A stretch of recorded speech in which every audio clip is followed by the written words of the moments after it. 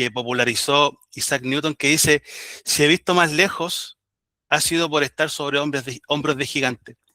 Y en esa misma línea, mis hermanos, la iglesia contemporánea, la iglesia de Cristo, es heredera de una rica tradición apostólica. Es por ello que nosotros no podemos hacer teología ni edificar la vida eclesial, ¿cierto?, al margen de las verdades esenciales que fluyen a raudal de la Sagrada Escritura. Y es por eso que como movimiento confesional protestante hemos decidido comenzar por las doctrinas fundamentales. Personalmente yo vengo de una pequeña iglesia acá en la ciudad de Quilpué, de la línea de las Asambleas de Dios, y en ese sentido estamos débiles ya en lo que es el estudio, ¿cierto?, de conocer más profundamente lo que, no solamente lo que enseña la palabra, sino lo que la iglesia ha enseñado a través de las eras. La iglesia es un cuerpo vivo, que no nació, ¿cierto?, cuando está de aniversario de mi iglesia, ¿cierto?, que cumple cierta cantidad de años, 10, 20, 30 años, sino que está aquí en la tierra, inaugurada en el día de Pentecostés de hace más de 2000 años. Entonces es importante, ¿cierto?, que nosotros como cristianos podamos conocer qué es lo que dice la iglesia respecto de ciertas doctrinas. Es cierto que en el mundo cristiano, en el mundo evangélico hay mucha diversidad, pero hay cosas que nos unen y en las cuales nosotros debemos ser firmes, no podemos dar nuestro brazo a torcer. Y es por eso que no estoy proyectando, perdón, disculpe. Voy a compartir, preparé aquí una presentación.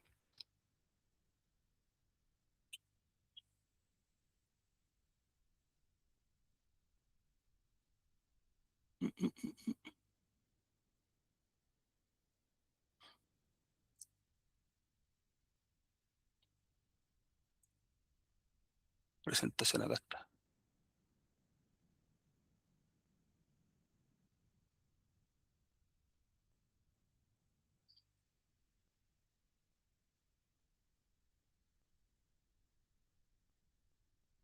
¿Se ve, mis queridos hermanos?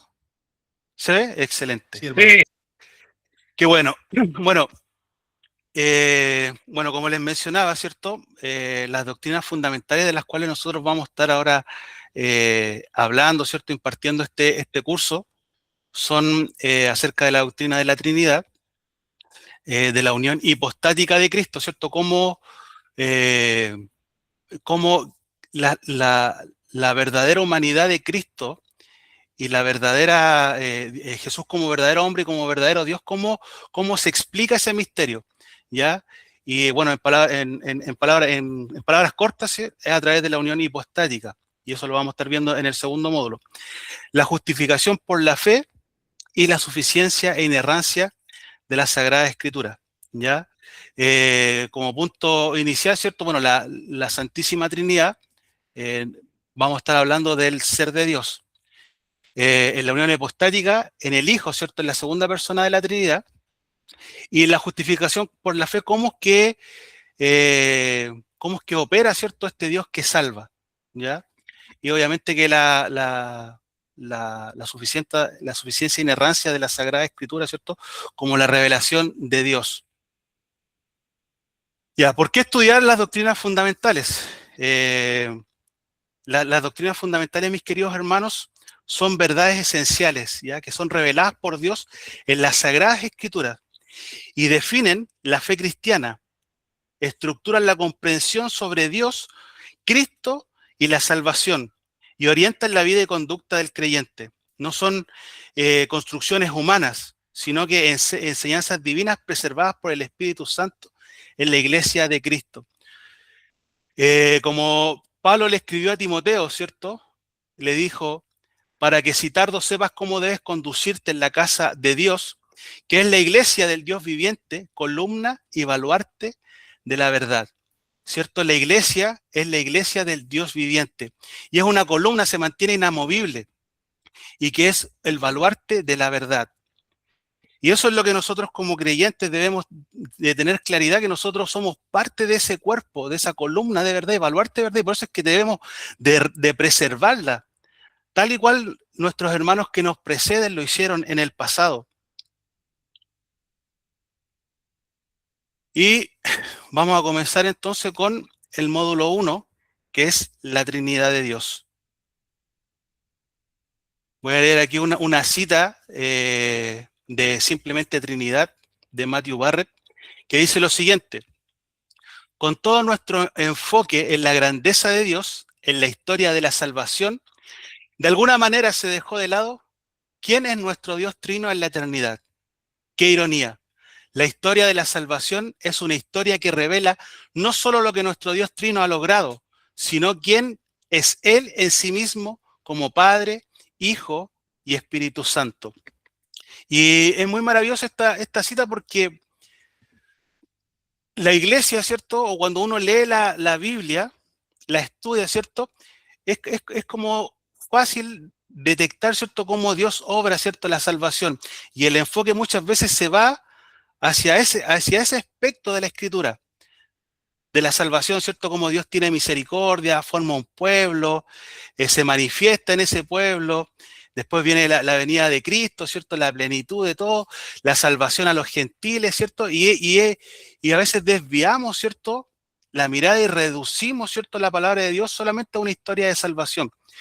Pero la palabra del Señor, no solamente el Señor manifiesta estos aspectos, sino que se revela a sí mismo, se revela quién es Él, va revelando, ¿cierto?, sus atributos, su carácter, y el fin de la Escritura es que nosotros lo podamos conocer a Él, como Jesucristo mismo dijo, ¿cierto?, cuando oró por sus discípulos, y les dice, ¿cierto?, y esta es la vida eterna, que te conozcan a ti, el único Dios verdadero, y a Jesucristo, tu enviado. Entonces, Él es el centro de la Escritura.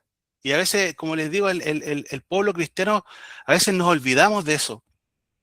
Nos basamos muchas veces en nosotros, en lo que queremos de Dios, ¿cierto? Queremos servirle con todo nuestro corazón, pero se nos olvida, ¿cierto?, que la Biblia es su autorrevelación de quién Él es en sí mismo. Entonces, vamos a abordar de manera conceptual un poco la Trinidad para ahí después ya ir, ¿cierto? Vamos a abordarla desde el aspecto bíblico, obviamente. Tenemos que sumergirnos en la Biblia para conocer acerca de esta doctrina, y vamos a finalizar ya con la historia de la iglesia, cómo se desarrolló esta doctrina, cómo entendió Dios, la iglesia primitiva, esta doctrina, ¿ya? Y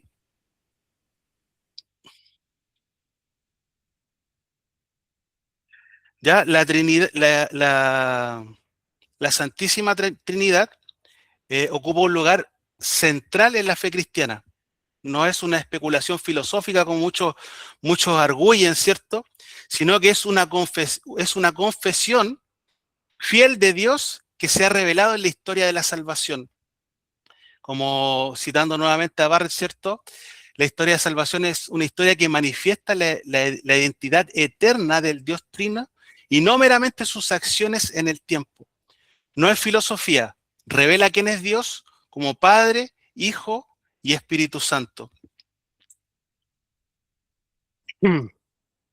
Aquí, aspectos clásicos de la doctrina de la Trinidad, como un Dios, tres personas, cada persona plenamente Dios, sin confundir ni dividirse.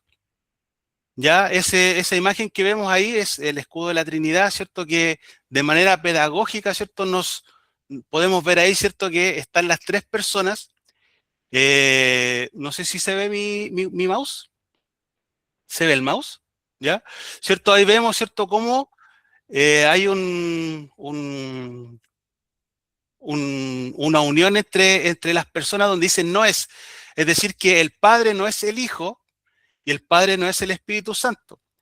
Pero también nos enseña a través de esta manera pedagógica de entender un poco la Trinidad, que el Padre es Dios, el Hijo es Dios y el Espíritu Santo es Dios. Entonces, como nos dice el credo de Atanasio, adoramos a un solo Dios en Trinidad y la Trinidad en unidad sin confundir las personas ni dividir la sustancia. Ya, este es el credo de Atanasio, es mucho más extenso, ¿cierto?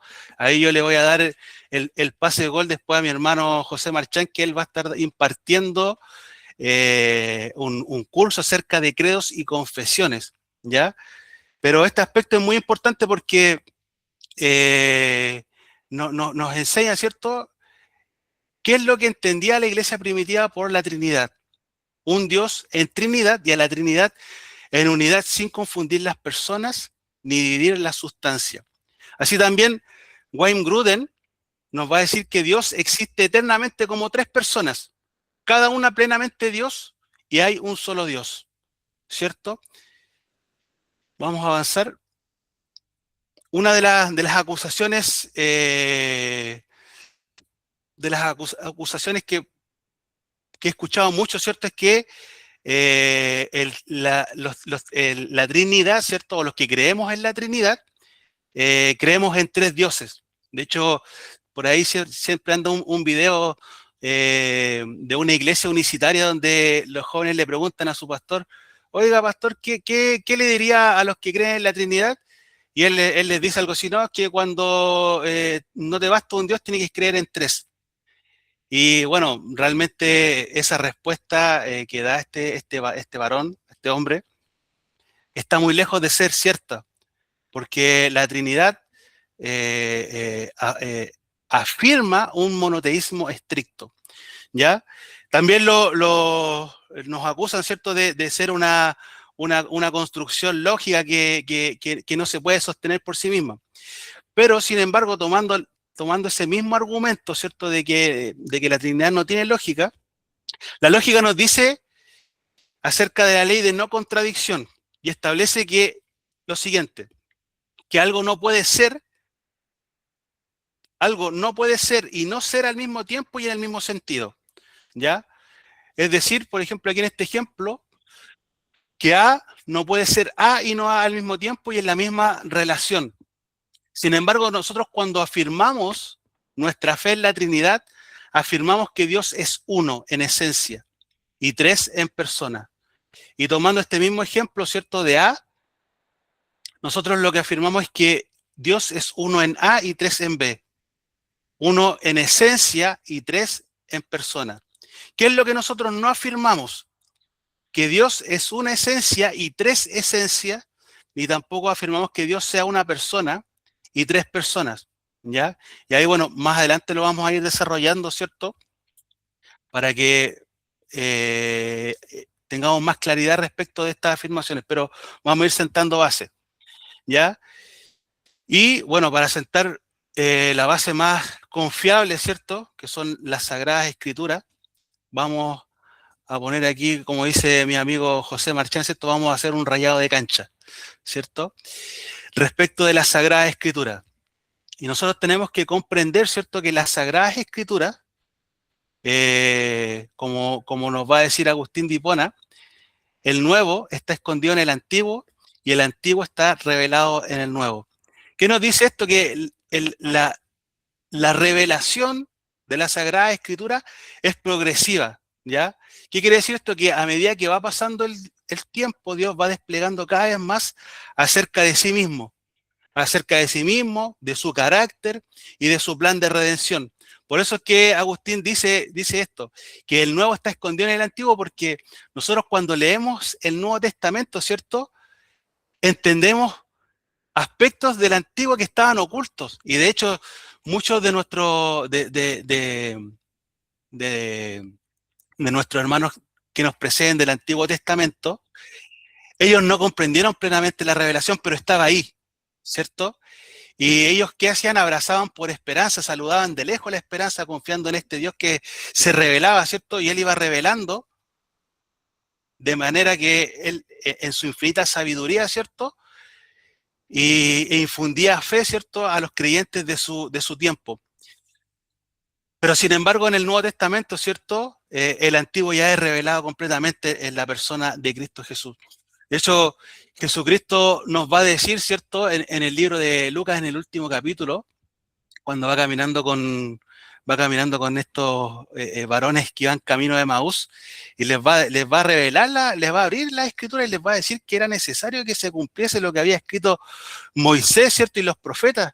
Y después va a hablar con los discípulos y le va a decir que era necesario, ¿cierto?, que se cumpliera lo que estaba lo que había escrito Moisés, los profetas y los salmos, ¿cierto?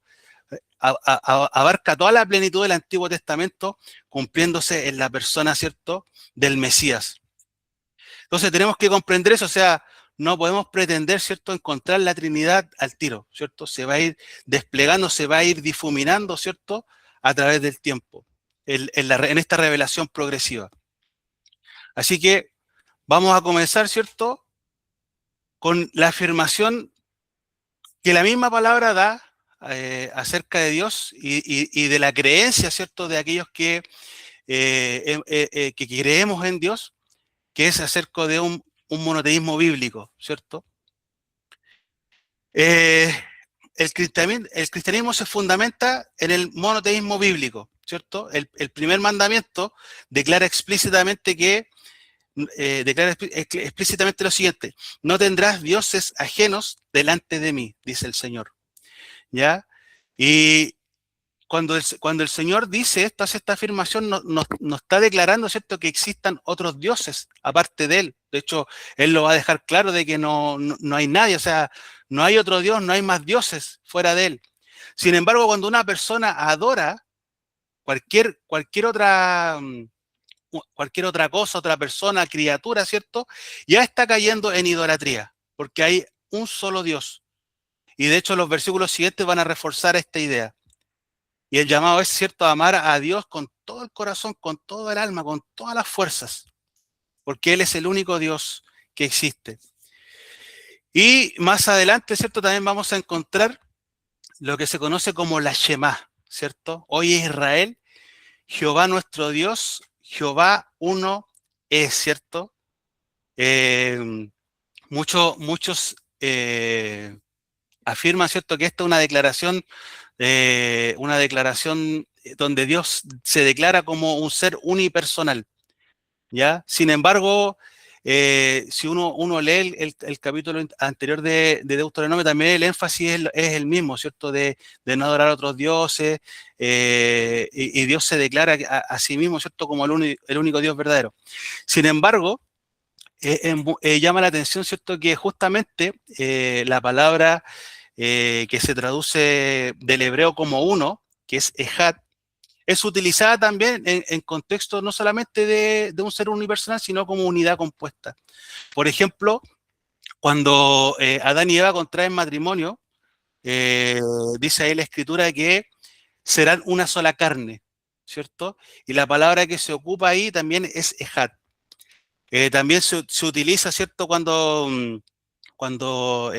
los hombres, ¿cierto?, están levantando la torre de Babel, y Dios dice, ¿cierto?, que estos hombres como que se han coludido, ¿cierto?, y llegan a ser uno, y también ocupa la misma palabra, ¿ya?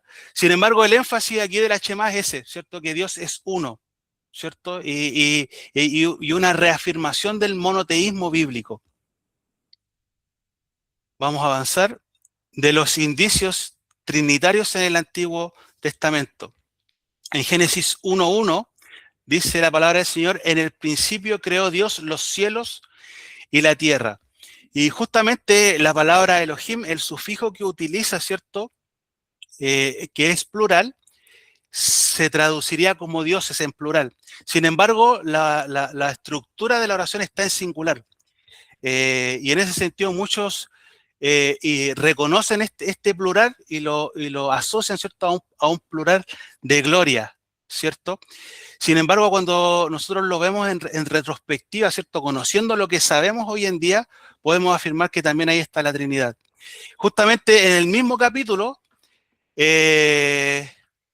Dios dice: hagamos al hombre a nuestra imagen, conforme a nuestra semejanza, ¿cierto? Y ocupa este plural. Y muchos también argumentan, ¿cierto?, que como que Dios está, ¿cierto?, con un equipo de otras criaturas, y hace esta afirmación. Sin embargo, en el capítulo siguiente va a decir que varón y hembra los creó, a imagen de Dios los creó, excluyendo, ¿cierto?, a cualquier otra criatura, ¿cierto?, de la creación del ser humano. También más adelante, ¿cierto?, vuelve a referirse pluralmente, donde dice, ahora el hombre ha venido a ser como uno de nosotros, conociendo el bien y el mal. En Isaías 6, capítulo 6, versículo 8, en esta visión que tiene Isaías, ¿cierto?, donde ve un trono alto y sublime, y ve la majestad ahí del Señor, y, y, y Dios hace esta pregunta, ¿a quién enviaré y quién irá por nosotros? Y aquí me quiero detener un poco, bueno, esencialmente porque justamente estoy estudiando este libro con unos compañeros del seminario, estamos haciendo ahí, tenemos que hacer una presentación de los profetas mayores, así que justo me tocó Isaías, así que hay unos aspectos muy interesantes acerca de estos indicios y semillas de la Trinidad en este libro, ¿cierto? Y Dios se refiere, hace esta pregunta, ¿a quién enviaré? ¿Quién irá por nosotros? ¿Cierto? Y bueno, y ahí Isaías responde, heme aquí, envíame a mí, y después, ¿cómo se llama? Escucha una voz, Isaías, que dice, anda, profetiza este pueblo para que no entiendan, ¿cierto? Sean endurecidos, etcétera. Entonces, ¿qué pasa aquí en esta escena? Bueno, justamente Juan nos va a decir que en esta escena, en el contexto que se da en Juan capítulo 12, versículo 41, donde Jesús está predicando y la gente no creía en él. Y el autor del Evangelio va a citar justamente estas palabras que le dice, el pueblo va a ser endurecido, ¿cierto? No van a entender, a pesar de que se les predique. Y va a decir algo muy interesante, va a decir, Isaías dijo esto cuando vio su gloria y habló acerca de él, y están hablando justamente de Cristo. Y también en el libro de Hechos, también respecto de este endurecimiento, ¿cierto?, de aquellos que escuchan el mensaje, nos va a decir que bien habló el Espíritu Santo por medio del profeta Isaías a nuestros padres diciendo, ¿cierto?, ve, predica a este pueblo para que no oigan, para que sean endurecidos. Entonces vemos aquí, ¿cierto?, como el Nuevo Testamento igual despliega luz hacia esta escena de Isaías, donde nos indica, ¿cierto?, que la Trinidad estaba ahí también. Así también otro aspecto, y este yo creo que es un aspecto muy fuerte acerca de indicios de la Trinidad en el Antiguo Testamento, es Isaías 48 en el versículo 16, donde se está profetizando, ¿cierto? Pero el profeta dice lo siguiente, acercaos a mí, oíd esto, desde el principio no hablé en secreto, desde que eso se hizo, allí estaba yo. Y ahora me envió Jehová el Señor y su Espíritu, ¿cierto? Y es muy maravilloso como creyente ver esto, ¿cierto? Porque justamente el profeta no puede estar hablando de sí mismo, se está refiriendo a alguien más. Alguien está hablando, ¿cierto? Por medio del profeta. Dice, desde el principio no hablé en secreto, ¿cierto? Nos está diciendo que, y desde que eso se hizo, allí estaba yo, hablando del principio. Y a ese que está recibiendo, ¿cierto? Que estuvo en el principio, dice que ahora es enviado, lo envía Jehová el Señor y su Espíritu. Mis hermanos, es un claro, una clara escena, ¿cierto? De la distinción de personas de la Trinidad, obrando, ¿cierto? En esta porción de la Escritura. Así también, ¿cierto? En el mismo libro de Isaías, en el capítulo 61, versículo 1, dice lo siguiente, el Espíritu de Jehová, el Señor, está sobre mí, porque me ungió Jehová y me ha enviado a predicar las buenas nuevas, ¿cierto? El Espíritu del Señor estaba sobre este varón, ¿cierto? Eh, que probablemente en el tiempo se pensaba que era el profeta quien estaba hablando de sí mismo. Sin embargo, 400 años después, un joven rabino, ¿cierto?, ingresa a la sinagoga de Nazaret, toma el rollo de Isaías y lee esta porción de la escritura. Y dice la palabra que él después enrolla nuevamente, entrega el rollo y dice con autoridad: hoy se ha cumplido esta escritura delante de vosotros. Nuestro Señor Jesucristo, ¿cierto?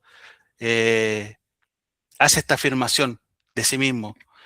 Está diciendo que esta profecía de Isaías 61:1, ¿cierto?, se estaba cumpliendo en ese tiempo, en la persona de él. Y vemos claramente, ¿cierto?, como ahí está: el Espíritu de Jehová el Señor está sobre mí. Una distinción nuevamente de personas. Es muy maravilloso esto, mis hermanos. Yo me lleno de gozo al, al, al contemplar la Santísima Trinidad, tan maravillosa. Y así, bueno, como les decía, yo principalmente tomé este libro porque justamente lo estoy estudiando más a profundidad, pero están los salmos mesiánicos, ¿cierto? Que los vamos a pasar un poquito más rápido en honor al tiempo, porque igual los vamos a tocar nuevamente cuando en la próxima clase, ¿ya? Eh, Donde podemos afirmar, ¿cierto?, que en retrospectiva el Antiguo Testamento nos revela indicios acerca de las múltiples dimensiones del ser de Dios, ¿cierto? Sin embargo, como dijimos anteriormente, ¿cierto?, la revelación es progresiva y es el Nuevo Testamento, ¿cierto?, el que va a aclarar este misterio. Y es justamente en esta escena maravillosa, en el bautismo de nuestro Señor Jesucristo, que narran los evangelios Mateo, Marcos y Lucas, y lo vamos a leer, ¿cierto? Y Jesús, después que fue bautizado, subió luego del agua, y aquí los cielos le fueron abiertos, y vio al Espíritu de Dios que descendía como paloma y venía sobre él. Y hubo una voz de los cielos que decía: este es mi Hijo amado, en quien tengo complacencia. Esto, mis hermanos, es maravilloso. En un lugar y tiempo histórico, vemos cómo la Santísima Trinidad se revela plenamente. Eh, Juan el Bautista va a decir que él es el que le envió a predicar, le había dicho, ¿cierto?, que sobre quien viera descender el Espíritu Santo y permanecer sobre él era el Mesías, el que él estaba predicando de antemano, ¿cierto? Estaba anunciando, ¿cierto?, la venida, ¿cierto? Y cuando lo ve va a anunciar, ¿cierto? Aquí el Cordero de Dios que quita el pecado del mundo. Va a ser otra afirmación también maravillosa. Aquí vemos, ¿cierto?, a la Santísima Trinidad desplegada, clarificada completamente. Y me voy a detener aquí un momento porque hay muchos argumentos, bueno, de la vereda unicitaria, lo vamos a decir sin pelos en la lengua, que cuando se refieren a esta porción de la Escritura, ellos dicen, ¿no?, que como Dios es omnipotente y omnipresente, ¿cierto?, Él puede estar en todos los lugares a la vez porque Él lo llena a todo, ¿cierto? Y van a acudir a este razonamiento, ¿cierto?, para negar, ¿cierto?, que ahí hay una distinción de personas, ¿cierto? El Padre hablando desde el cielo, el Espíritu Santo, ¿cierto?, descendiendo en forma corporal de paloma, ¿cierto? Y al Hijo siendo ahí, estando en vivo y en directo, ¿cierto?, en la multitud, siendo bautizado. Y van a ocupar este argumento. Ese tipo de argumentaciones bueno, son falacias primeramente, que se llaman, son conocidas como el Dios de los huecos, ¿cierto? Deus ex machina, donde como Dios puede hacer de todo, ¿cierto?, Él puede estar en tres lados a la vez, ¿cierto? Sin embargo, el texto no es lo que nos dice, ¿cierto? Y usando esa misma lógica, yo podría decir que la Santísima Trinidad también es posible. ¿Por qué? Porque nada impide que Dios pueda manifestarse, ¿cierto?, como una esencia en tres personas. Entonces vamos a quedar donde mismo. Por eso es que debemos descansar, ¿cierto?, en lo que dice la palabra del Señor, cómo se revela a sí mismo. La palabra del Señor, ¿cierto? Dios se ha revelado a través del lenguaje. Y aquí claramente, mis hermanos, una persona que lea orgánicamente el texto se va a dar cuenta, ¿cierto?, de que ahí hay interacción de personas. De hecho, muy probablemente, cuando una persona no conoce mucho y lee, sobre todo de los evangelios, orgánicamente va a entender, ¿cierto?, que hay distinción de personas. A lo mejor no va a saber explicar a cabalidad, ¿cierto?, pero va a entender, ¿cierto?, cuando Jesús se refiere a mi Padre, ¿cierto?, va a estar refiriéndose a otro, ¿cierto? Cuando Jesús dice, ¿cierto? Yo rogaré al Padre para que envíe otro consolador, va a entender que se está refiriendo a otro, no a sí mismo, ¿cierto? Entonces, el razonamiento que se utiliza para explicar viola de manera eh, más garrafal, ¿cierto? Lo que la misma percepción humana y la lógica nos podrían indicar. Vamos a seguir avanzando, ¿cierto? Ahí, bueno, se revela, ¿cierto?, la Trinidad, y también aquí hay otros versículos, ¿cierto?, que eh, afirman este misterio, ¿cierto?, la fórmula bautismal en el nombre del Padre y del Hijo y del Espíritu Santo, ¿cierto?, haciendo esta distinción de personas en el mismo nombre. La bendición pastoral también, en 2 de Corintios, ¿cierto? O sea, Pablo está despidiéndose de los lectores de la carta y lo hace de esta forma. La gracia del Señor Jesucristo, el amor de Dios y la comunión del Espíritu Santo sea con todos vosotros. Entonces, el lenguaje es importante. La promesa del Espíritu Santo, como lo veíamos anteriormente, ¿cierto? Como Jesús dice, yo rogaré al Padre para que los envíe otro consolador. La oración sacerdotal de Cristo en Juan 17, ¿cierto? Cuando ruega al Padre, aquí en la diapositiva, aquí está, ¿cierto? En Juan 17 dice, Padre, la hora ha llegado, glorifica a tu Hijo, para que también tu Hijo te glorifique a ti. Y después va a decir, como le has dado potestad sobre toda carne para que dé vida eterna a los que le diste. Y va a agregar, y esta es la vida eterna, que te conozcan a ti, el único Dios verdadero, y a Jesucristo, tu enviado, ¿cierto? Entonces, vemos la importancia realmente de conocer a Dios, porque Él se ha manifestado a través de su palabra. Y vemos esta condicional que dice que te conozcan, y esta es la vida eterna, que te conozcan a ti, el único Dios verdadero, y a Jesucristo, tu enviado. Entonces, es importante comprender quién es nuestro Dios. A veces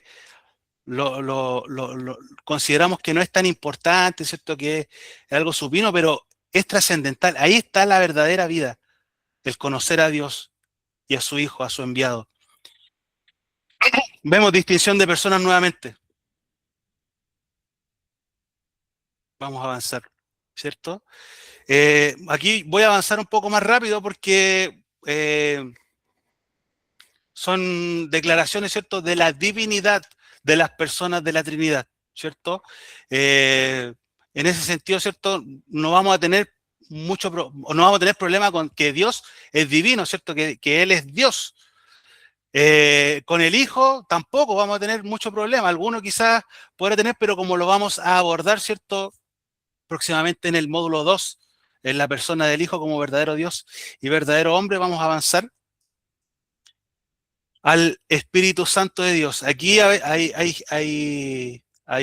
veces hay más confusión porque a lo mejor en algunos aspectos no dice explícitamente, ¿cierto?, que el Espíritu Santo es Dios. Y vamos a leer aquí, ¿cierto?, en Hechos 5, del 3 al 4, en el contexto, ¿cierto?, de Ananías y Zafira, ¿cierto?, cuando retienen de lo que consiguieron vendiendo una de sus propias propiedades, ¿cierto? Y ellos mienten porque la heredad era de ellos, no tenían la obligación de entregarla. Sin embargo, ellos sustraen o se quedan con una parte y dicen, no, mira, aquí está todo. Entonces, ¿qué les dice Pedro? Dice, ¿por qué llenó Satanás tu corazón para que mintieses al Espíritu Santo? No has mentido a los hombres, sino a Dios. una declaración, ¿cierto? Y que nos da a entender cuál era la concepción apostólica respecto de la persona del Espíritu Santo. Así también, ¿cierto? Nos dice que el Espíritu todo lo escudriña, aún lo profundo de Dios, ¿cierto? Una mera criatura, ¿cierto? Aún una fuerza impersonal no puede tener esa capacidad. En Romanos 8:26, ¿cierto? Que él nos dice que el Espíritu mismo intercede por nosotros con gemidos indecibles. Tiene una, una misión, ¿cierto? Redentora también en el plan de redención. También hay un salmo, se me viene a la mente un salmo que dice: ¿a dónde miré de tu espíritu y a dónde miré de tu presencia? ¿Cierto? Si subiera a los cielos, ahí estás tú. Y ahí, ¿cierto? Dice: si me fuera al otro extremo del mal, si en el Seol hiciera mi estrado, ahí me alcanzaría tu presencia. Nos muestra, ¿cierto? Es que este es un atributo eh, propio del ser de Dios, ¿cierto? La omnipotencia y omnipresencia, ¿cierto? Que lo llena todo. No hay lugar donde esconderse. El salmista no podía esconderse de su espíritu. ¿Cierto? Tiene voluntad, nos enseña, ¿cierto? Que puede ser contristado el Espíritu Santo, que enseña e intercede, y también, ¿cierto? Que reparte dones a la iglesia. Dice que el Espíritu reparte como Él quiere. Entonces vemos también que tiene autoridad y potestad también, tiene una obra también en la iglesia del Señor.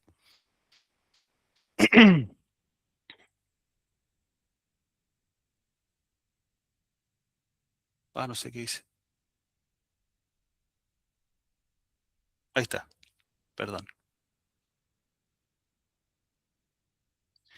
Ya, ¿qué es lo que no podemos, hay una distinción que tenemos que hacer acerca de las relaciones intratrinitarias, ¿cierto? Y que, bueno, se han designado como obras ad intra, es decir, en el seno intratrinitario, y ad extra, ya que obedecen más a la economía, ¿cierto?, de la Trinidad, de cómo obra en este plan redentor. Y en las obras ad intra o intratrinitarias, ¿cierto?, que son del mismo ser de Dios, vamos a tener esta distinción que es el Padre, ¿cierto?, el que te engendra eternamente al Hijo. Ya igual después lo vamos a entrar un poco más en este tema porque, bueno, va a ser uno de los temas que va a tocar bien profundo en la controversia de Nicea. ¿Ya? También que el Espíritu procede del Padre y del Hijo. Vemos que en el seno intratrinitario hay amor y comunión perfecta entre las tres personas. Y esto explica muchas cosas porque una de las cosas que siempre afirmamos, ¿cierto?, es que Dios es amor, ¿cierto? Y en ese sentido, ¿cierto? El amor siempre, ¿cierto?, tener, tiene que tener un objeto que ser amado, en el caso nuestro, ¿cierto? Algo a que amar, ¿cierto? Y si Dios es un ser unipersonal, ¿cómo puede ser amor, ¿cierto? Sin embargo, eh, desde la Trinidad, ¿cierto? Se armoniza perfectamente, ¿cierto? Donde vemos el amor intratrinitario, el Padre amando a su Hijo, este es mi Hijo amado, ¿cierto? El Hijo, ¿cierto? Con amor sacrificial, ¿cierto? En obediencia a su Padre, el Espíritu Santo también obrando para glorificar al Padre y al Hijo, ¿cierto? Entonces vemos cómo es esta armonía trinitaria donde vamos a decir que Dios es amor, ¿cierto? Y que puede profesar amor también hacia afuera, ¿cierto? Que tiene amor en su seno intratrinitario, ¿cierto? Y puede desplegarlo, ¿cierto?, hacia su creación. También gloria mutua, porque como las tres personas de la Trinidad son Dios, como afirmamos inicialmente, ¿cierto? Nosotros afirmamos que la Trinidad es uno en esencia, ¿cierto? Y tres en persona, y que cada uno es Dios. Entonces no se le puede quitar más gloria a uno, ¿cierto? Menos a otro, sino que los tres reciben gloria mutua. Y cada persona, ¿cierto?, glorifica a las otras. Las operaciones ad extra, ¿cierto?, son un poco más evidentes para nosotros porque son más explícitas, ¿cierto? Porque dice en relación, ¿cierto?, en la economía de cómo se despliega, ¿cierto?, la Trinidad en este plan redención, en la creación, ¿cierto?, como el Padre, ¿cierto?, decretando, el Hijo ejecutando, ¿cierto?, y el Espíritu Santo dando vida. En la redención vemos al Padre enviando a su Hijo, ¿cierto?, obedeciendo, muriendo, sacrificándose por nosotros los pecadores, resucitando al tercer día por el poder, ¿cierto?, del Espíritu Santo, y el Espíritu Santo obrando, ¿cierto?, en la iglesia. En la santificación también vemos una obra conjunta, y en la consumación también, ¿cierto? Ahí en el libro de Apocalipsis también también la Santísima Trinidad se ve desplegada de manera plena. Cuando usted, ¿cierto?, entiende a través de esta revelación progresiva, ¿cierto?, y puede dilucidar a la Santísima Trinidad, la va a ver, ¿cierto?, obrando eh, también en la consumación de los tiempos. Vemos, por ejemplo, ahí cuando Juan tiene esta visión, ¿cierto? Y se presenta Jesús, vemos ahí cómo se presenta él, ¿cierto? Y justamente el saludo que utiliza Jesucristo es un saludo trinitario, o sea, presentándose a Dios, ¿cierto? A los 7 espíritus que están delante del trono de su Padre, y a Jesucristo, el testigo fiel, el primogénito entre los muertos. Entonces vemos ahí un saludo trinitario.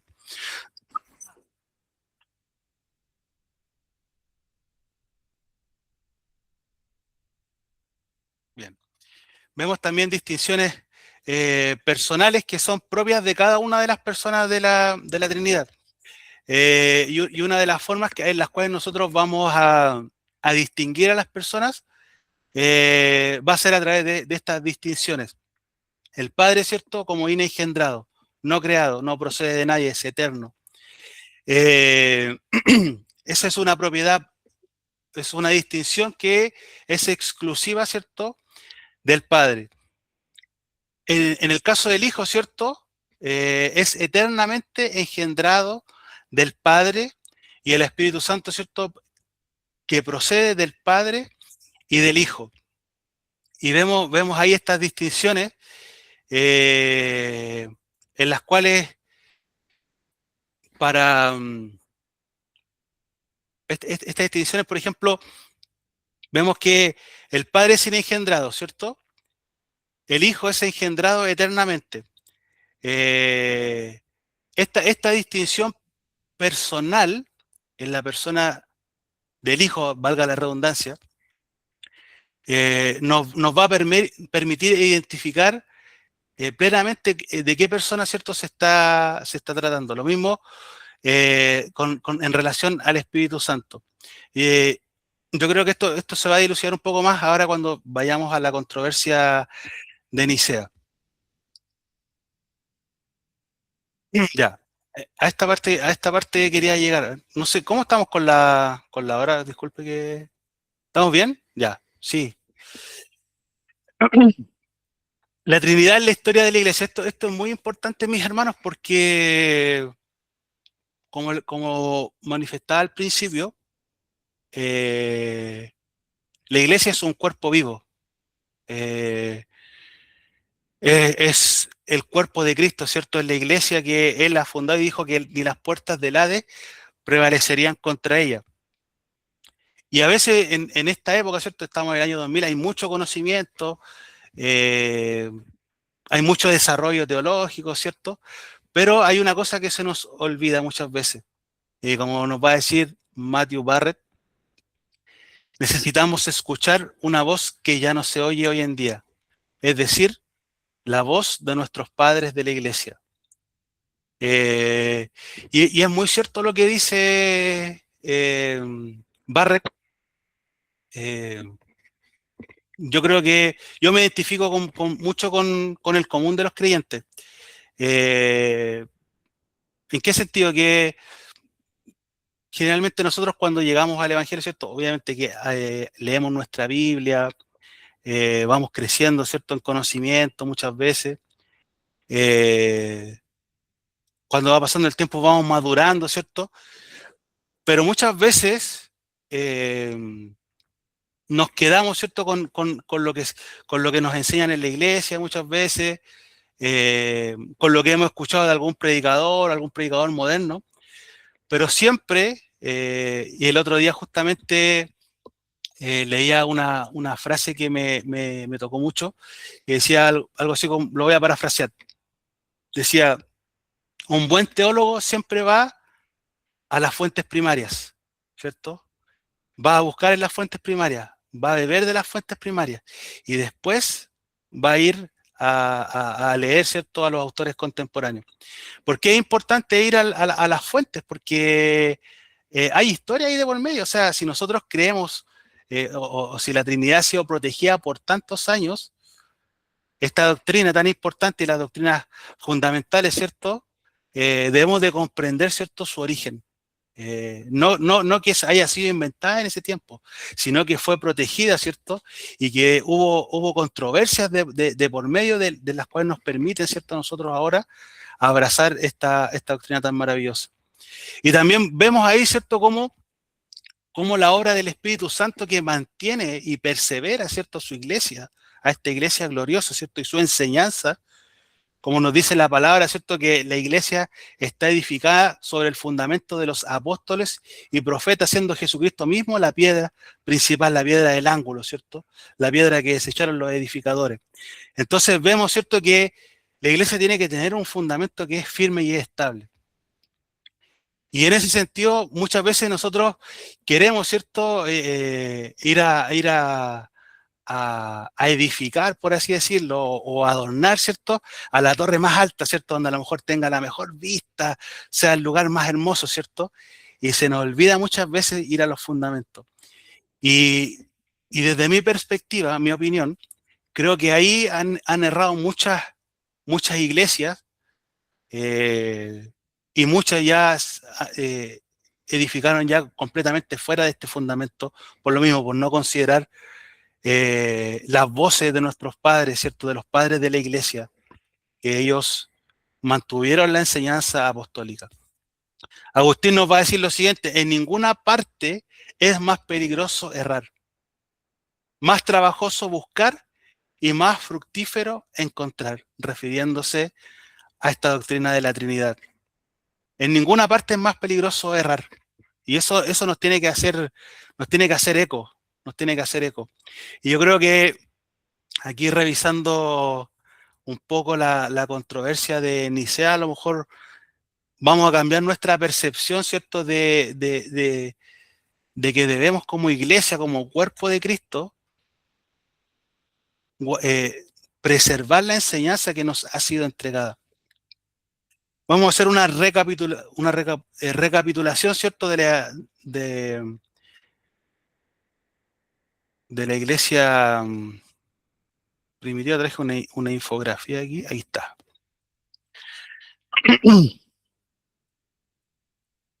Aquí en esta infografía, que la vamos a pasar más o menos, no voy a detener mucho tiempo aquí, pero es para ver las luchas que tuvo la iglesia, ¿cierto? La iglesia primitiva, en los primeros siglos de tradición, donde la iglesia era fuertemente perseguida. No eran solamente luchas, ¿cierto?, de conocimiento intelectual, de contraherejía, sino que también de persecución, ¿cierto?, donde nuestros hermanos que nos preceden morían abrazados a la fe apostólica. Vemos ahí, ¿cierto?, que en los primeros siglos se levantaron herejías que atentaban, ¿cierto?, contra el ser de Dios, como por ejemplo el gnosticismo, que negaba, ¿cierto?, al Dios del Antiguo Testamento por decir que era un Dios malo, y también negaban, ¿cierto?, que la persona del Hijo haya venido en carne. ¿Por qué? Porque para ellos la materia era mala, entonces el Hijo no podía venir en carne. Entonces, todo este tipo de herejías desestabilizaban o atentaban, ¿cierto?, contra los fundamentos de la Iglesia Apostólica, contra las enseñanzas apostólicas.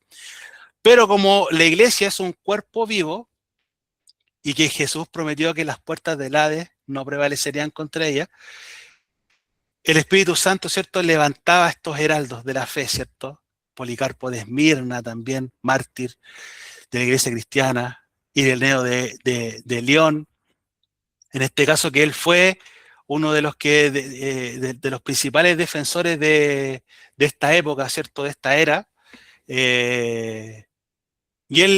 Uno de los argumentos que va a entregar es este, el de la enseñanza apostólica, ¿cierto? Él va a ser discípulo directo de Policarpo de Esmirna, quien a su vez fue discípulo del apóstol Juan. Entonces él tenía toda la enseñanza fresquita, y él va a argumentar esto, ¿cierto? No, esa no es la enseñanza que enseñaron los padres apostólicos, así que, y ahí, bueno, desarrolla ciertos argumentos para rebatir, ¿cierto? A estos hombres que atentaban contra los cimientos de la iglesia, porque si usted quiere hacer caer algo, para que no se vuelva a levantar nunca más, tiene que atacar a los cimientos. Porque si usted le echa abajo, ¿cierto?, una pared, un pilar, ¿cierto?, se puede reconstruir de manera más sencilla, porque el fundamento está ahí firme. Ya, pero reitero, ¿cierto? Esta es la iglesia del Señor Jesucristo que Él compró con su propia sangre. Van a venir más herejías, ¿cierto?, que atentan contra estos cimientos. Va a estar ahí Tertuliano, sí, Tertuliano, y van a haber, bueno, varios padres que van a defender, ¿cierto?, la enseñanza apostólica. Bueno, después de persecución, de lucha, ¿cierto?, de contra estas enseñanzas heréticas, llega un momento en el año 313, donde por providencia, por la divina providencia del Señor, el emperador Constantino decreta o declara, ¿cierto?, la religión cristiana como la religión universal, a través del Edicto de Milán. Ya, bueno, hay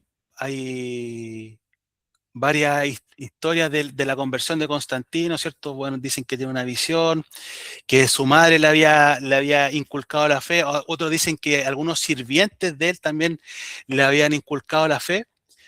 Pero el punto más importante es este, ¿cierto? Que él se convierte al cristianismo y declara como religión oficial, ¿cierto?, el cristianismo en el imperio. ¿Y qué va a implicar este tiempo de paz, ¿cierto? Que los cristianos ya no van a ser perseguidos. Eh, la iglesia había sido perseguida, había cientos de mártires. Bueno, la tradición, ¿cierto?, nos va a decir que nuestros hermanos que nos preceden eran quemados, ¿cierto?, como antorchas, eran echados en coliseos romanos como para ser devorados por bestias, ¿cierto?, a vista y paciencia de ahí de la gente que iba a ver, ¿cierto?, cómo eran destrozados nuestros hermanos. Pero llega este momento de paz, ¿cierto? Se establecen iglesias ya de manera pacífica. Y en este contexto de paz, es donde va a surgir una de las grandes controversias, ¿ya? Y para poder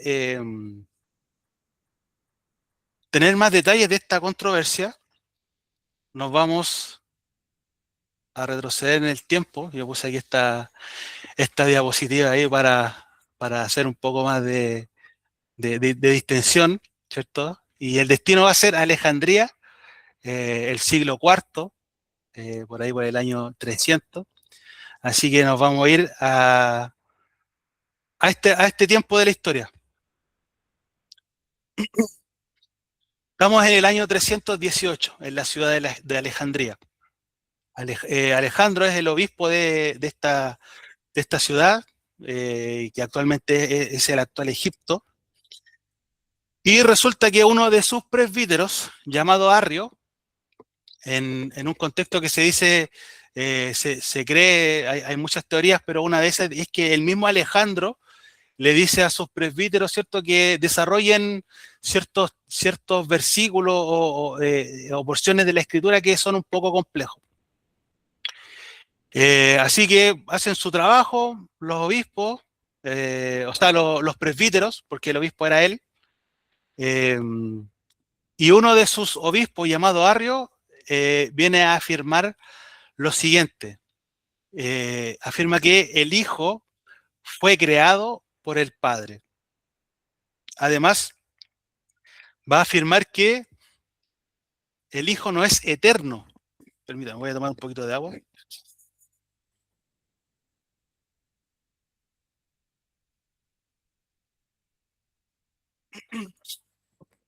¿Ya? Y sitúa al Hijo como el ser más exaltado de la creación. Claro.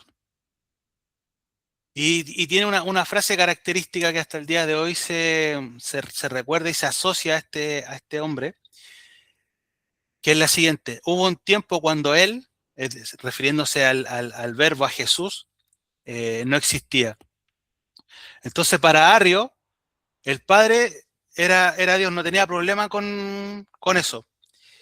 Y respecto del Hijo, iba a decir que el Hijo es divino, pero solamente por participación, no por naturaleza. El Arrio pensaba que se había violado, ¿cierto?, una distinción entre el creador y la criatura, ya que al afirmar, ¿cierto?, que el Hijo se había encarnado y que también es Dios, uno con el Padre, él decía que se estaba introduciendo un cambio en la naturaleza de Dios, especialmente la pasibilidad, que es el cambio emocional y el sufrimiento. Después de todo, ¿cierto?, Jesús murió en la cruz y según Arrio, el Hijo no puede ser Dios como el Padre es Dios porque muere. Entonces, para Arrio, el Hijo no fue engendrado desde la eternidad y por lo tanto tenía un principio. De esta manera, según Arrio, el cambio y el sufrimiento pueden ser característicos del Hijo, pero mantenidos a distancia del Padre. De esta manera, la naturaleza divina no sería vulnerable al cambio y al sufrimiento, ¿cierto? Bajo esta premisa, según Arrio, lo que mantenía unido al Padre y al Hijo no podía ser la unidad del ser, sino solo una unidad de voluntad. Entonces, con esta afirmación de Arrio, ¿cierto? Bueno, ahí queda la embarrada, porque esto es una innovación. Nadie había afirmado esto antes de Arrio. Habían habido otro tipo de herejías, ¿cierto? De otro tipo de, de postulados, pero atacar de esa manera, ¿cierto?, a Cristo, diciendo que no era Dios, ¿cierto?, era como el primer ser creado, ¿cierto?, y que todo lo demás venía después de él, estaba vulnerando todo lo que los cristianos, ¿cierto?, habían creído durante todos estos siglos. Hermanos que nos presenten que habían sido muertos abrazando esta doctrina, y si lo que Arrio estaba diciendo era cierto, significaba que el cristianismo había caído en idolatría, porque estaba adorando una criatura, independiente que sea una criatura, ¿cierto?, que tenga un favor especial, no, es criatura, porque solamente Dios puede ser adorado. Jesucristo mismo le va a decir, ¿cierto?, cuando es tentado en el desierto, solamente a Dios adorarás. Sin embargo, él recibe adoración, ¿cierto? Los apóstoles lo adoran. Eh, Tomás va a decir, Señor mío, Dios mío, ¿cierto? Cuando lo ve resucitado, le van a adorar, ¿cierto? Entonces, como le digo, esto fue una bomba incendiaria para el cristianismo. No solamente porque él postula esta afirmación, sino porque empieza a propagarse. Y hay otros más que empiezan a abrazar esta creencia, ¿cierto? Y este razonamiento, ¿cierto?, además de contravenir, como decía yo, la enseñanza ortodoxa, tenía problemas serios teológicos. Estaba negando la eternidad del Hijo. Negaba la igualdad esencial entre el Padre e Hijo. y convierte a Cristo en una criatura, ¿cierto? Entonces, al hacer esto, estaba contraviniendo el monoteísmo bíblico que es propio del cristianismo. Si Cristo no es verdadero Dios, no puede salvar plenamente, porque solo Dios puede vencer al pecado, solo Dios puede reconciliar al hombre con Dios. Las afirmaciones de este presbítero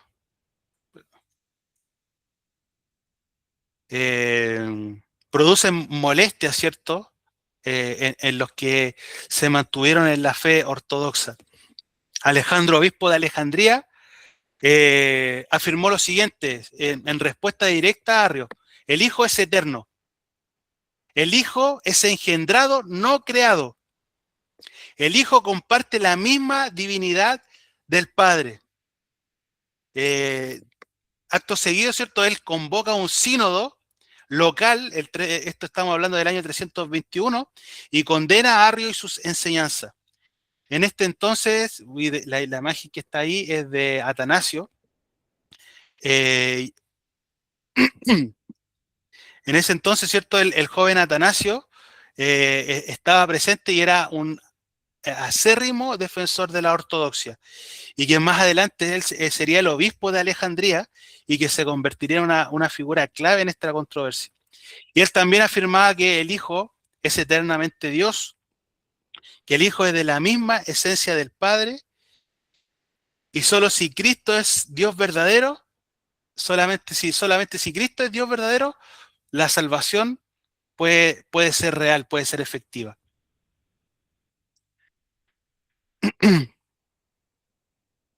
Atanasio entendía que la salvación misma dependía de la plena deidad de Cristo. Y aquí llegamos al 325, ¿cierto? Ya el conflicto ya había escalado, ya a nivel político, ya la iglesia estaba en paz. Entonces, como estaba en paz, empezó a tomar posesión, ¿cierto?, de las ciudades, tenían relación, ¿cierto?, en la parte política. Entonces, esta controversia empezó a escalar de manera tal que se empezó a escapar de las manos.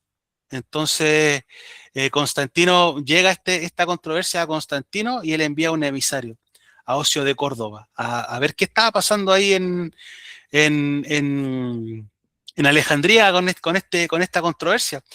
Y cuando llega Ocio de Córdoba a ver, ¿cierto?, como emisario del imperio, se da cuenta que no era así como una discusión, ¿cierto?, entre dos bandos, sino que ya había escalado de manera que se estaba saliendo de control. Así que recomienda a Constantino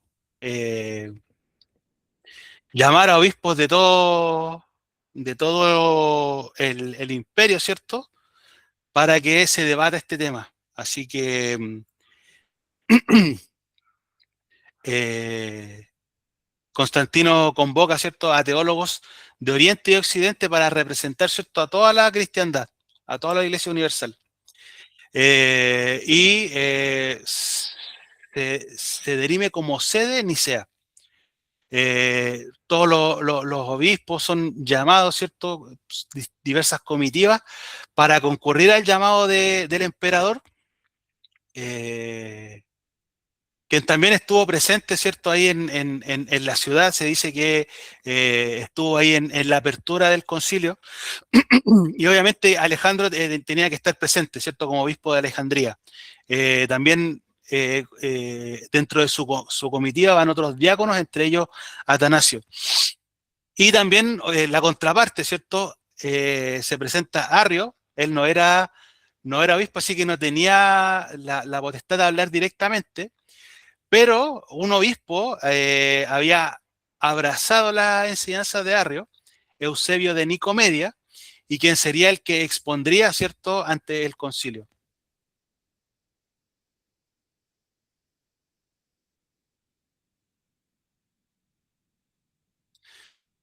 ¿Ya? ¿Y cuál fue la exposición de Arrio, ¿cierto? Presenta Eusebio de Nicomedia, como mencioné anteriormente, presenta la postura de Arrio y afirmaba, ¿cierto?, que el Hijo de Dios no era eterno, ni igual a Dios Padre, sino que era un ser creado de la nada, popularizando el lema, ¿cierto?, hubo un tiempo cuando él no era, ¿cierto? Y bueno, como les mencionaba anteriormente, esta doctrina estaba negando que Jesucristo fuera de la misma sustancia, ¿ya? Y ahí, bueno, yo puse entre paréntesis homoousios, que significa de la misma esencia, misma sustancia, que el Padre. Y lo que estaba amenazando, ¿cierto?, el corazón mismo de la fe cristiana. Los obispos ortodoxos que estaban presentes en Nicea, muchos de ellos llevaban en sus cuerpos las cicatrices de la persecución, ¿cierto? La persecución había terminado unas décadas atrás, y todavía llevaban en su cuerpo las cicatrices. Entonces para ellos esto era como algo que les daba como impotencia, rabia, pues, si ellos sufrieron por la enseñanza apostólica, por adorar a Cristo como verdadero Dios. Así que ahí en la imagen que está ahí, una leyenda que gira en torno al Concilio de Nicea, en la cual se dice que uno de los presbíteros, San Nicolás de Bari, se habría levantado. Fue tanto así como el enojo que se levanta y va y golpea a Arrio, ¿ya? Más allá si es verdad o es mentira, muchos afirman que sí, otros que no. En las actas conciliares no está estipulado que haya ocurrido así, y bueno, y ni siquiera consta la presencia de Nicolás. Sin embargo, lo que sí es cierto es que hubo mucha tensión. Se dice que cuando empiezan a exponer la postura de Arrio, muchos obispos empezaron a enojarse tanto que empezaron a gritar mentiroso, hereje, y se formó ahí una controversia ahí ferviente que tuvo que ser llamada a la calma en varias ocasiones, porque no era una controversia menor. Dice la tradición que el concilio duró aproximadamente desde mayo hasta agosto, ¿ya? Se trataron otros temas también, pero el principal tema que se trató fue acerca de esta controversia. Y ya en agosto de ese mismo año, ya en consenso de la gran mayoría de los obispos que concurren, se declara, ¿cierto?, al Hijo como homoousios, de la misma esencia del Padre. Y voy a leer este fragmento del credo de Nicea. Creemos en un solo Dios, el Padre Todopoderoso, creador de todas las cosas visibles e invisibles, y en un solo Señor Jesucristo, Hijo de Dios, engendrado del Padre como unigénito, es decir, de la esencia del Padre. Dios de Dios, luz de luz, Dios verdadero de Dios verdadero, engendrado, no creado, de la misma esencia del Padre, homousios to patri. Por quien todo fue hecho, así en el cielo como en la tierra, quien por nosotros los hombres y por nuestra salvación descendió y se encarnó, haciéndose hombre. Padeció y al tercer día resucitó y subió a los cielos y vendrá a juzgar a los vivos y a los muertos. Y creemos en el Espíritu Santo. Bendito sea el nombre del Señor, mis hermanos. Si usted lee, mis hermanos, este credo, no sé si algunos lo habrá tenido conocimiento, pero es el corazón de la doctrina bíblica. No, el credo no nace como una forma de explicar algo, sino que nace como una forma de resguardar los límites de que la misma palabra del Señor ha enseñado y de lo que fue enseñado también por la Iglesia Apostólica. Arrio situaba al Hijo del lado del orden de lo creado. Nicea identificaba al Hijo con el Creador mismo, más aún como el Creador mismo. Las palabras claves que se utilizan aquí son ousia, que significa esencia, ¿cierto? Ahí yo destaqué en azul, donde se usa ahí la palabra ousia, ectes ousias do patros, y homousios respecto del Hijo, de la misma esencia del Padre, ¿cierto? La distinción, y se hace una distinción, se dice es engendrado, no creado. Se hace una distinción entre el ser engendrado y del lado de la criatura, ¿cierto? Este fue uno de los primeros triunfos respecto a este tema, el triunfo de Nicea, donde se sientan las bases, ¿cierto?, acerca de la doctrina de la Trinidad. Ahí, bueno, nuevamente yo le voy a dar el pase gol ahí a nuestro hermano José Marchán, que en su curso, creo, y confesiones, ¿cierto?, nos va ahí a deleitar con más de estos aspectos. ¿Y por qué son tan importantes? Son símbolos de fe, ¿cierto?, que eh, la iglesia primitiva, ¿cierto?, recitaba, porque a diferencia de hoy, donde nosotros tenemos acceso, ¿cierto?, a la Biblia en todos lados, en el celular, en el dispositivo electrónico, en el computador, tenemos un, Biblia de estudio, la Biblia va a ir con ella a la iglesia, esto que es más chiquitita, para salir a predicar, que la Biblia estudia aquí, allá, pero en ese tiempo mis hermanos no tenían esa posibilidad, por lo cual el credo era aquello que delimitaba, ¿cierto?, para los creyentes quienes formaban parte de la Iglesia Universal. Y se delimitaba lo que creía la Iglesia. En esto creemos, creemos en un solo Dios, el Padre Todopoderoso, y así. Entonces, por eso es que es tan maravilloso este triunfo ahí en Nicea. Sin embargo, mis queridos hermanos, ¿estamos bien en la hora? Voy a ir avanzando un poquito más rápido. Ya me queda poquito en todo caso. Sin embargo, mis queridos hermanos, no termina ahí la cosa, ¿cierto? Después de Nicea, la batalla lingüística continúa, ¿ya? Eh, Otros hombres, ¿cierto?, ocupan la misma lógica arriana aplicada al Hijo ahora para aplicarla, ¿cierto?, al Espíritu Santo, ¿ya? Y se les llamó, ¿cierto?, los neumatomacos, ¿ya?, luchadores contra el Espíritu. Ellos no tuvieron problema con aceptar la vida del Hijo, pero degradaron al Espíritu Santo una fuerza impersonal o como un ángel siervo. También salen vestigios del apolinarismo, ¿cierto? Un intento fallido de defender la deidad de Cristo. Argumentaban que tenía un cuerpo humano, ¿cierto?, pero una mente divina, y hacen ahí una mezcolanza que después vamos ¿cómo se llama?, a retomar, ¿cierto?, en el curso, en el módulo 2, ya con una cristología deficiente que también intentaba, ¿cierto?, impactar en el fundamento de la Trinidad. También hubo ahí una confusión de traducción, porque eh, en Oriente y Occidente chocaron términos que eran sinónimos, ¿ya? Por ejemplo, en un lado por ejemplo, en Oriente no tenían problema con usía y hipóstasis porque entendían la distinción. Sin embargo, en otras partes del imperio, donde también había iglesia, eh, eran sinónimos. Entonces, había ahí una confusión que debía ser tratada, ¿ya?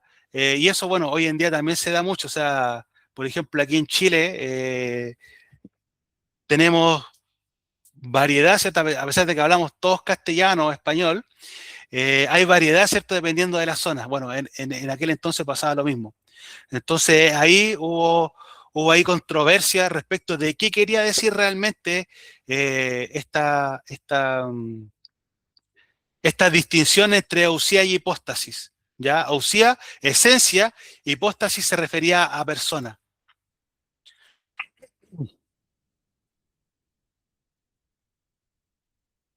Ya aquí, para ir avanzando un poquito más rápido, desde Nicea hasta Constantinopla, después del concilio de Nicea donde se declara al hijo homoousios, empiezan a nacer ciertos otros tipos de controversias. Ahí, bueno, Atanasio va a ser uno de los que va a ser el heraldo de la fe de mantener el lenguaje del credo niceno, ¿ya? De luchar porque se mantengan las palabras, ¿cierto? Para que pueda decantar y la gente pueda entender en esta distinción. Eh, Esto le va a ocasionar, ¿cierto?, a Atanasio una cantidad de destierros. ¿Por qué? Porque justamente Eusebio de Nicomedia, quien había sido desterrado también, ¿cierto? Eh, por ahí por contactos políticos va a volver, ¿cierto? Va a volver a tener influencia y le va a valer a Atanasio ser desterrado, ¿cierto? En 5 ocasiones aproximadamente, si no me equivoco. ¿Ya? Sin embargo, Atanasio se va a mantener firme en mantener, ¿cierto?, el lenguaje niceno. Así también los tres capadocios, Gregorio de Nizanciano, Basilio el Grande y Gregorio de Niza, también van a hacer un aporte tremendo para mantener el lenguaje de Nicea. Van a mantener, ¿cierto?, la el lenguaje de Nicea y van a ser enfáticos en defender, ¿cierto?, a la persona del Espíritu Santo también como un ser divino. Y en ese sentido, uno de los aspectos importantes que hay que destacar es que los capadocios y Atanasio dilucidaron un problema. Desde la parte arriana, ellos eran reacios a recibir terminología que no fuera explícitamente bíblica. Eh, a primeras y buenas parecería algo bueno, ¿cierto? No, la Biblia es palabra de Dios, ¿cierto? Así que no hay que agregarle términos que sean ajenos. Sin embargo, esta lógica eh, a ellos les facilitaba transitar, ¿cierto? Y manipular ciertos versículos bíblicos. Por lo cual Atanasio y los capadocios fueron enfáticos en mantener, ¿cierto?, este lenguaje que, si bien es cierto, es extra bíblico, pero nos va a explicar, ¿cierto?, lo que la Biblia está queriendo decir. Y bajo el imperio de Teodosio I, eh, se cita nuevamente a un nuevo concilio que se lleva a cabo en Constantinopla, donde finalmente, bueno, se declara al Espíritu Santo como Dios, ¿cierto? Como Señor y dador de vida que procede del Padre y que con el Padre y el Hijo reciben una misma gloria y adoración, ¿ya? Lo que va a hacer Constantinopla no va a reemplazar al credo niceno, por eso el credo niceno constantinopolitano lo que va a venir a hacer, va a venir a especificar aquellos temas que quedaron como inconclusos, por así decirlo, ¿ya? Pero lo que va a venir a hacer es, va a venir a ratificarlo. Y de ahí nace el credo niceno-constantinopolitano, más conocido como el credo niceno, que también ahí nuestro hermano José ahí nos va a dar más detalles. Ya para ir terminando, mis hermanos, ahí está. Ya,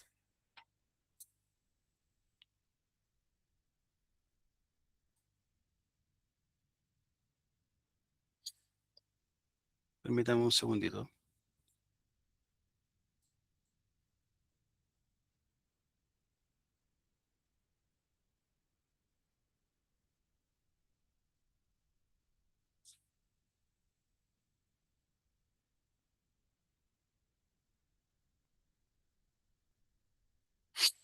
Bueno, respecto de, de esta doctrina, Matthew Barrett nuevamente, yo lo cito harto porque, bueno, justamente tengo aquí el libro, yo lo recomiendo mucho, es muy bueno la forma que tiene de explicar temas que son un poquito más complejos, quizás, no sé. Lamentablemente sé que está un poco complicado conseguirlo eh, actualmente, pero de verdad si pueden conseguirlo por ahí con algún amigo, yo lo recomiendo. O en su iglesia, o en alguna librería, o biblioteca cristiana, no sé. Pero de verdad que es muy bueno.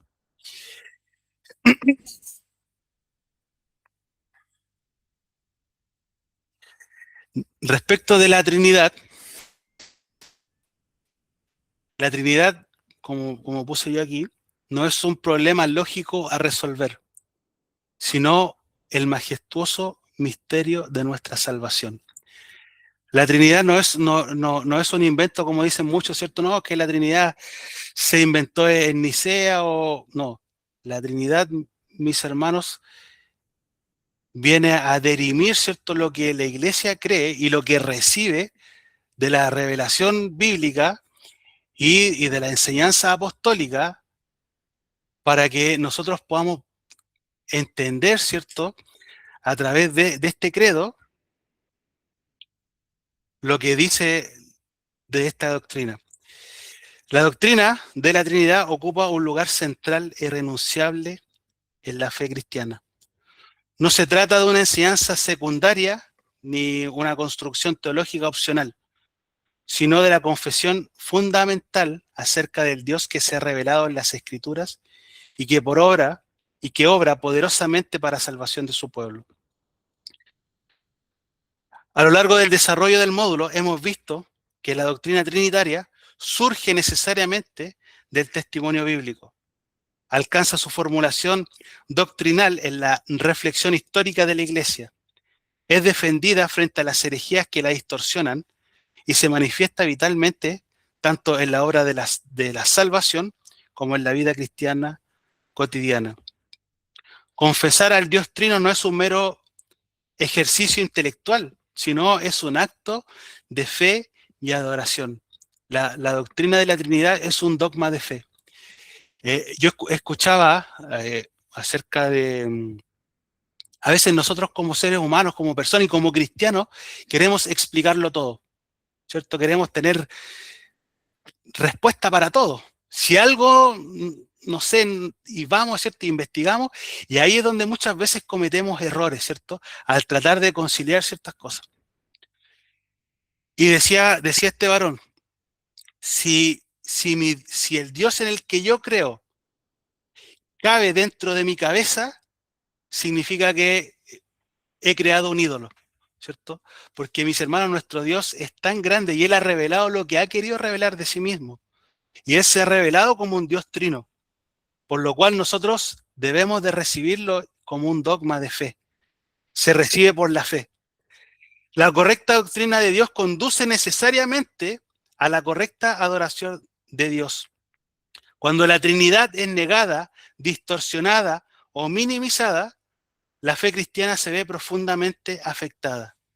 El creyente es llamado a vivir delante del Padre, confiando en la obra consumada del Hijo y dependiendo continuamente del poder del Espíritu Santo.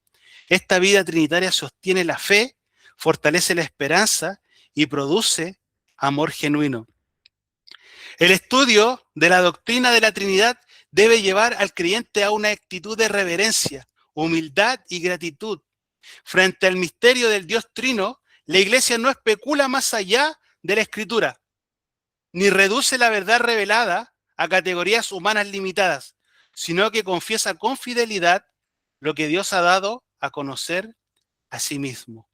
Mis hermanos, así este módulo concluye con un llamado a confesar, a enseñar y a vivir la fe trinitaria, reconociendo que el Dios que salva es el Dios trino y que a Él pertenece la gloria, la honra y la alabanza por los siglos de los siglos. Como dice la bendición apostólica, ¿cierto? Que la gracia del Señor Jesucristo, el amor de Dios y la comunión del Espíritu Santo sean con todos vosotros, con todos nosotros, mis queridos hermanos. Amén. Esa sería la